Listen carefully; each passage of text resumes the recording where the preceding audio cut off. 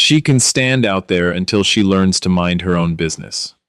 Those were the first words I heard from my son-in-law after I found my wife crumpled at the bottom of our back steps in 40-degree rain. I was 69 years old, and I had been married to Patricia Whitaker for 46 of them. I knew every sound that woman made when she was tired, annoyed, amused, or pretending not to worry me. The noise I heard that Friday night was none of those things. It was a short, frightened cry followed by the crack of something hitting wood. I came out of my study and saw our back door standing open. Kevin Briggs, my daughter Megan's husband, was inside the kitchen with his hand still on the deadbolt. Patricia was outside on the wet landing, trying to push herself upright with one arm. Her glasses had landed 3 steps below her, and blood was running from a cut above her eyebrow. I shouted her name and moved toward the door, but Kevin stepped aside with a disgusted little smile and said, "She's fine, George. She's making a show out of it."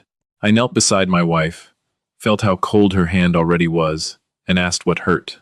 She whispered, "My shoulder. I can't move my shoulder." Kevin leaned against the kitchen counter as if we were inconveniencing him. I looked up and asked, "What happened?" He shrugged. "She got nosy. I told her to cool off." That was when I noticed the certified envelope on the kitchen table, torn open beside Patricia's reading glasses case. First, Cumberland Bank. I already knew what was inside, because Patricia had shown it to me 20 minutes earlier.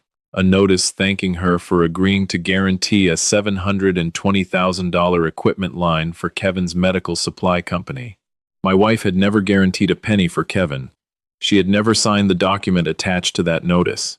She had asked him about it when he stopped by unexpectedly, and somewhere between my study and the kitchen, the question had turned into shouting. Now she was bleeding in the rain. I did not hit him. I did not chase him when he grabbed his coat. I did not give him the fight he clearly expected. I took my phone out and called 911.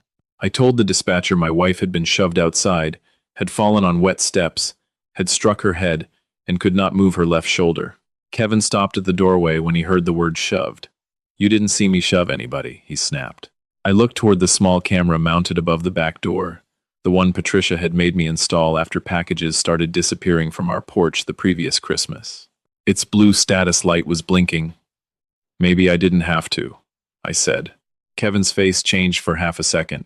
Then he laughed, though there was no confidence in it anymore. "You're really going to do this to your own daughter?" he asked. I answered, "You did this to my wife." He left before the ambulance arrived, but I gave the responding officer his name, address, license plate number, and the doorbell footage before I ever left for the hospital. I did not ask Patricia to soften the story. I did not tell the officer it was a family misunderstanding. I told him exactly what I knew and exactly what I did not.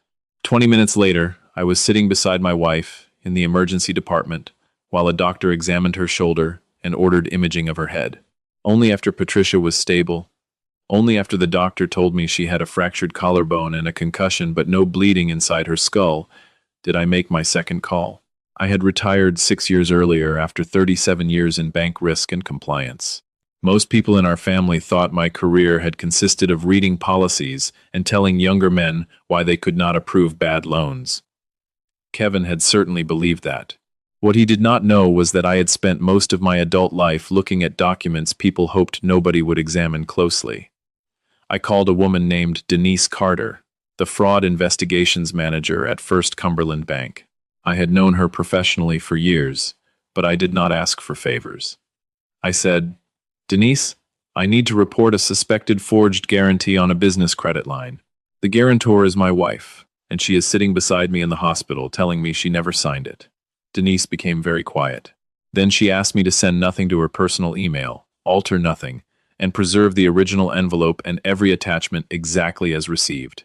"George," she said, "if Patricia did not sign that guarantee, this is not a family dispute. We'll treat it as a fraud allegation and verify it independently." I looked through the glass partition at my wife, while a nurse adjusted the sling supporting her arm. "That's all I'm asking," I said. "Verify it." When I ended the call, Patricia looked at me and whispered, "What happens now?" I took her good hand. Now we stopped guessing, and we stopped protecting people from facts. By midnight, our daughter had arrived at the hospital without Kevin. Megan was 41, a pediatric respiratory therapist, and I had watched her spend her adult life comforting frightened parents while somehow becoming unable to recognize fear inside her own family. She hurried toward Patricia, kissed her forehead, and started crying the moment she saw the sling. For perhaps 30 seconds, I thought we were all standing on the same side of the problem. Then she said, "Mom, Kevin said you got upset about some bank letter and went outside." Patricia stared at her. "He told you I went outside?" Megan hesitated. "He said things got heated." I felt anger rise in me, but I kept my voice low. "Your mother did not go outside. Your husband put her outside and locked the door." Megan turned toward me immediately. "Dad, you always assume the worst about him." I took my phone from my pocket, opened the camera clip, and handed it to her. I did not argue. I did not narrate. The video showed Patricia holding the bank notice, asking Kevin why her name was on it, and Kevin stepping forward so quickly, she backed toward the door. It showed him pull the door open, grab her by the upper arm, push her across the threshold, and shut the door as she turned on the slick wooden landing. The audio captured her saying, "Kevin, stop," and his answer from inside, "Then stop asking questions that don't concern you." Megan watched the clip twice. The second time she stopped it before her mother fell. "He grabbed you," she said quietly. Patricia nodded. My daughter looked sick. Then something happened that told me how much influence Kevin still had over her. She whispered, "He must have panicked. He has been under so much pressure at work." Patricia's expression changed. My wife was one of the kindest women I had ever known, but kindness did not mean she had forgotten how to recognize danger. "Sweetheart," she said. Pressure did not move his hand. He did. Megan began crying harder. I thought she might finally say she understood. Instead, she shook her head and said, "I can't do this tonight." She left 10 minutes later after telling us our 10-year-old granddaughter, Lucy, was staying with Megan's friend from work. I was relieved Lucy had not been in the house with Kevin. I was also relieved Patricia had told the truth without looking to me for permission. During the previous year, she had hidden small things from me. Kevin raising his voice at her, mocking the way she kept records, once snatching her phone off the table because she was taking too long to answer a question. She admitted it all before we left the hospital the next morning.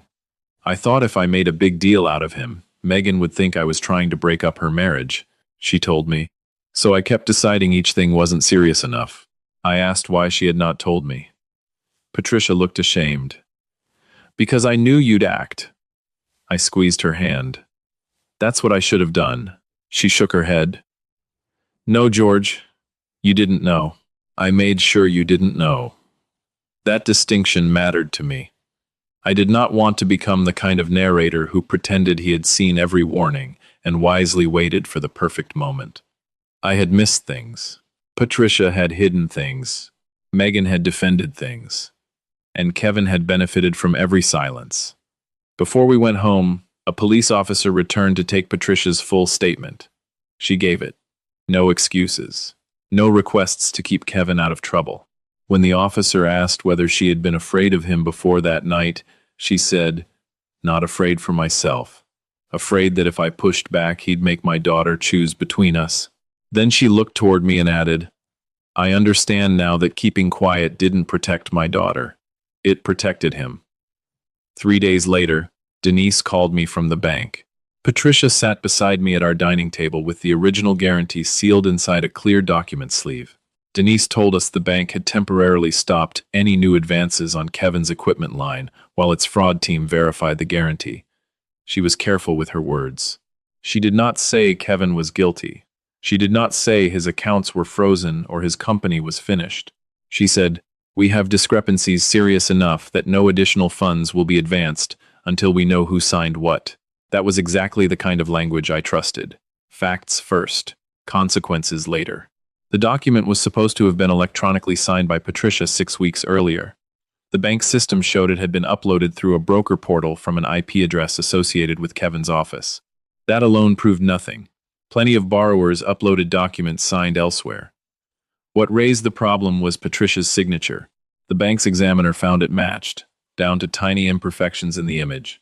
a signature Patricia had placed 2 years earlier on a charitable donation authorization Kevin had helped organize for his company. Somebody had apparently scanned that older signature and inserted it into the guarantee.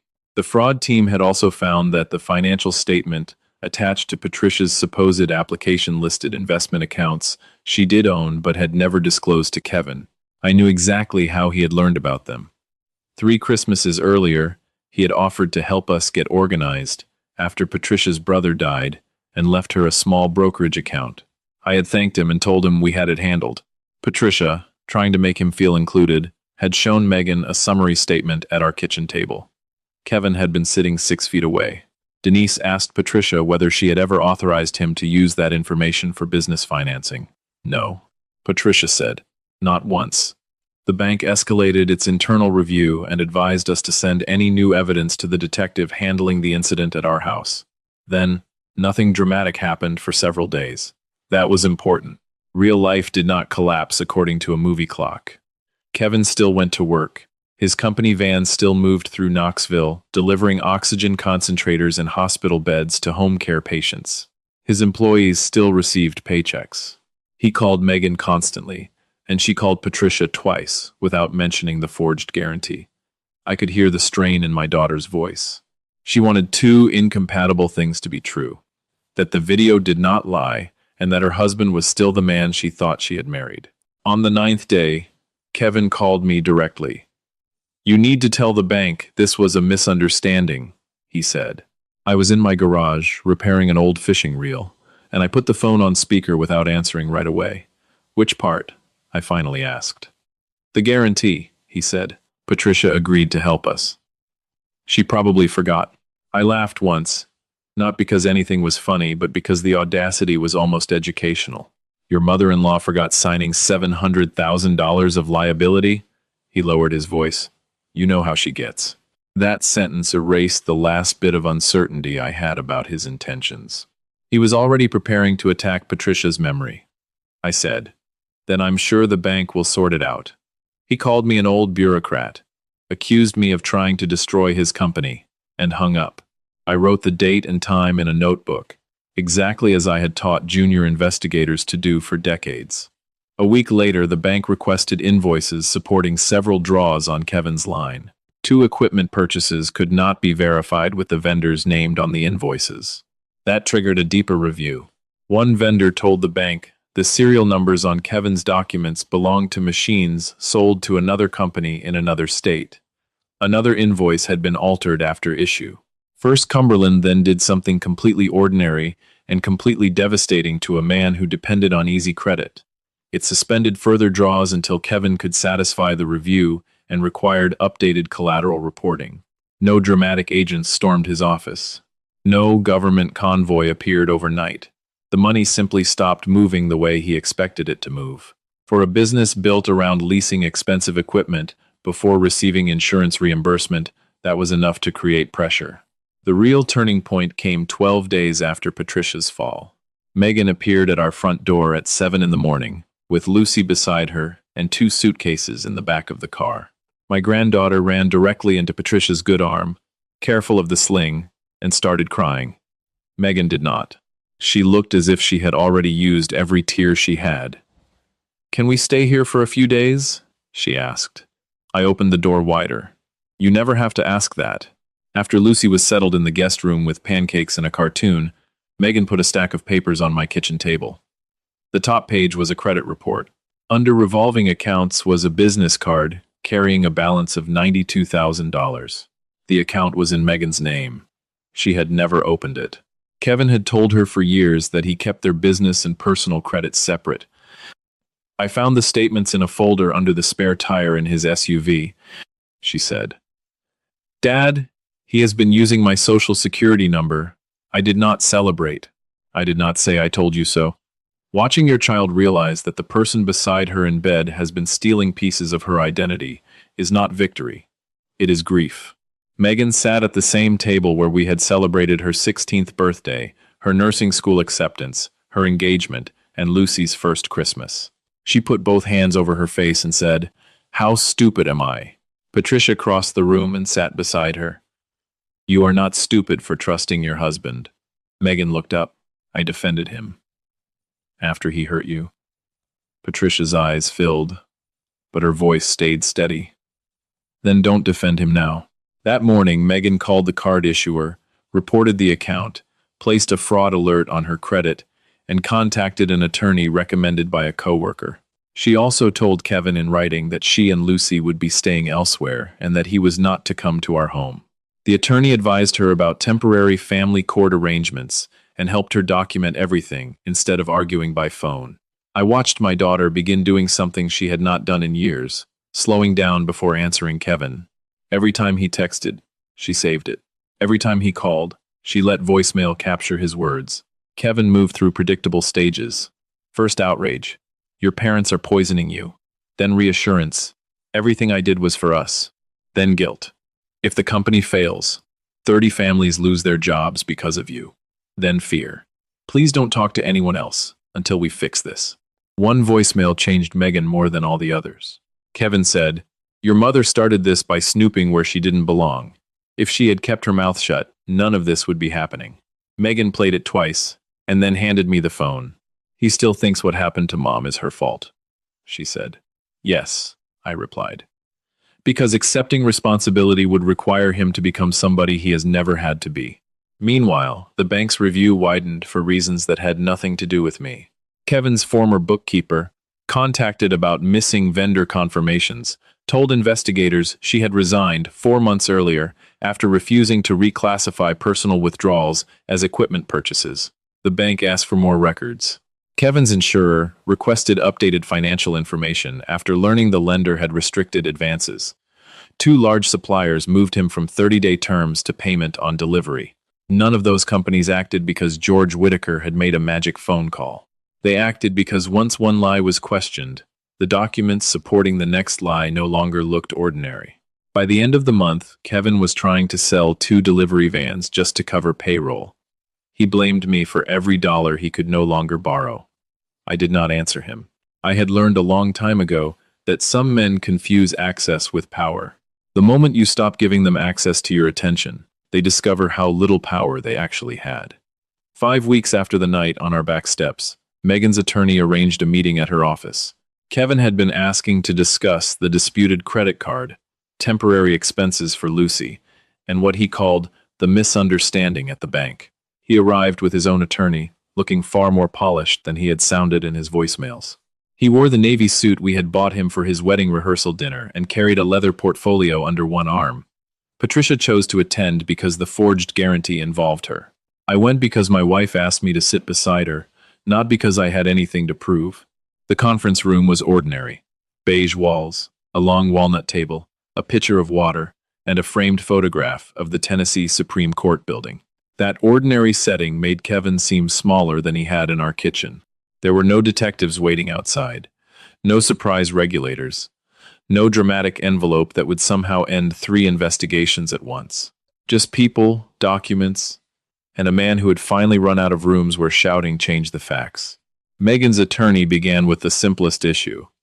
Mr. Briggs, Mrs. Whitaker says she never signed the guarantee for your first Cumberland line. Is your position that she did? Kevin looked directly at Patricia. Absolutely. We talked about it at their house. She knew the company needed support and agreed to help Megan and me. Patricia did not flinch. When? She asked. Kevin answered too quickly. February 6th, that Sunday afternoon. At your dining table, I watched Megan's attorney make a small note. Then, she slid a copy of the guarantee across the table. The bank's forensic review concluded the signature image on this document is an exact digital duplicate of a signature from an older donation form. Are you saying Mrs. Whitaker signed both documents in exactly the same way, including the same image artifacts? Kevin's lawyer immediately told him not to speculate. Kevin ignored him. I don't know how their software works. The attorney turned another page. The guarantee file was created on a workstation assigned to your office administrator at 8:42 that morning and uploaded at 9:03. Mrs. Whitaker's supposed financial statement was created from a template stored in your company folder. Do you dispute that? Kevin's jaw tightened. My staff handles documents. Megan finally spoke. Did Mom know you used her accounts on that statement? Kevin looked at his wife as if she had broken an agreement by asking, "Megan, we were trying to keep the company growing. That isn't what I asked." He exhaled sharply. "I had access to information the family had already shared," Patricia said. "Sharing information at Christmas is not giving you permission to borrow money in my name." Kevin's composure cracked. "You people don't understand how business works." That sentence might have saved us hours. Megan leaned forward. "Then explain the credit card in my name." Kevin went silent. His attorney whispered something to him. Kevin rubbed both hands over his face and said, "That account paid household expenses when cash flow got tight." Megan stared at him. $92,000? A lot of it was company related. You opened it without telling me. Because you panic about money. You use my identity because you thought I'd say no. Kevin's expression hardened, and for the first time that afternoon the man from our kitchen returned. "I did what I had to do because somebody in this family had to build something instead of sitting around waiting for retirement checks." Patricia stiffened beside me, but Megan was the one who answered. "And when Mom asked you about it, you shoved her outside." Kevin pointed at Patricia. She wouldn't let it go. The room went completely still. His attorney closed his eyes for one brief second. Kevin seemed to realize what he had said, but it was too late to gather the words back. Patricia's voice was soft. "No, Kevin. I wouldn't let go of a question about my name on your debt. That is not the same thing." Kevin turned toward Megan. "Your father has wanted me gone for years. Can't you see what he's doing?" My daughter looked at me, then at her mother, then back at her husband. "Dad didn't open a card in my name. Dad didn't copy Mom's signature. Dad didn't push her through a door." Kevin's voice dropped. "Megan, if you leave now, there may not be anything left to come back to." She removed her wedding ring. She did not throw it. She did not make a speech. She set it on the table between them and said, "I'm not coming back to what you're describing." That was the moment Kevin finally looked afraid. Not when the bank stopped advancing money. Not when suppliers tightened terms. Not when his lawyer warned him to stop talking. He looked afraid when the person he had spent years convincing to doubt everyone else stopped doubting herself. The meeting ended 10 minutes later. Kevin left with his attorney. Nobody followed him. Patricia watched the door close and whispered, "I kept thinking if I was patient enough, he'd become the man she believed he was." Megan reached across the table and took her mother's hand. "I kept thinking the same thing." 6 months later, Patricia and I replaced the slick wooden steps behind our house with broad stone ones and a metal handrail. She joked that after 46 years of marriage, I had finally found a home project she could approve without changing 3 things. Her collarbone healed, though cold mornings still made it ache. The concussion symptoms lasted longer than either of us expected, and for several months, she worked with a therapist who specialized in trauma. Megan stayed with us for 8 weeks before renting a townhouse 5 minutes from Lucy's school. She did not rush her divorce. She took advice, gathered records, established temporary custody arrangements, and rebuilt her finances, one account at a time. Lucy knew only what a 10-year-old needed to know. Her parents were living separately. Grown-ups had made serious mistakes, and none of those mistakes were hers to fix. I was especially careful about that. Children should never be recruited as witnesses in a war between adults. Kevin's business did not vanish in 48 hours. It unraveled over months. First, Cumberland eventually terminated the equipment line after completing its review and demanded repayment under the company's valid obligations, not Patricia's forged guarantee. The disputed guarantee was treated separately. Vendors pursued amounts they were owed. Several customers moved their contracts after learning deliveries might be disrupted. Kevin sold equipment, laid off staff, and finally closed one location before the remaining assets were placed under the control of professionals working through the company's debts. Investigators examining the forged financial documents referred portions of the matter to law enforcement. The case involving what happened to Patricia proceeded on its own track. I did not sit by the phone waiting for each update. I had spent enough of my life studying other people's failures. Eventually, Kevin entered pleas that resolved several charges arising from the forged financial documents and the incident at our home.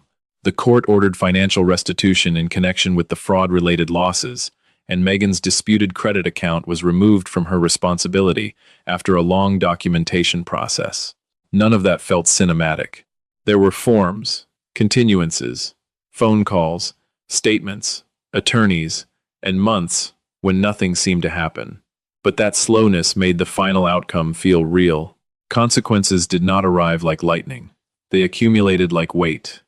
A year after the night Patricia fell, we had Sunday dinner at Megan's townhouse. Lucy was setting napkins on the table while Patricia argued with our daughter about whether cornbread needed sugar. It was the kind of argument I had once taken for granted and later feared I might never hear again. Megan had returned to using her maiden name. She was laughing more. Patricia no longer looked at the driveway every time a car slowed in front of the house. After dinner, Lucy went upstairs to finish a school project, and Megan poured coffee for the three of us. She looked at me and said, "Dad, can I ask you something without you giving me the banker answer?" I smiled. "Depends on the question," she said. "Do you ever feel guilty about making that call?" I knew exactly which call she meant. For months, people in the family had described it as the call that ruined Kevin, the call that exposed him, the call that started everything. I looked at Patricia before answering. "No, but I also don't believe the call ruined him." Megan waited.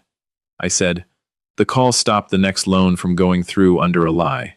Everything after that came from records he created, signatures he copied, debts he hid, and choices he made. If the truth about a man's life destroys what he built, then the truth wasn't the weapon. The lies were." Patricia reached across the table and touched my wrist. Megan lowered her eyes for a moment, then nodded. Outside, rain tapped against the windows, softer than it had been that night a year earlier. I remembered kneeling beside my wife on wet steps, feeling her cold fingers close around mine, and thinking I might lose her because someone in our family had mistaken kindness for permission. For most of my life, I believed protecting your family meant solving problems before they reached the people you loved. Age taught me something harder. Sometimes protecting your family means refusing to hide a problem just because the truth will hurt. Patricia had stayed quiet because she loved our daughter. Megan had defended Kevin because she loved her husband. I had ignored a few early signs because I wanted to believe every family could work out its differences privately. Every one of those choices came from love, and every one of them gave the wrong man more room. What finally changed us was not revenge. It was the decision to stop confusing peace with silence.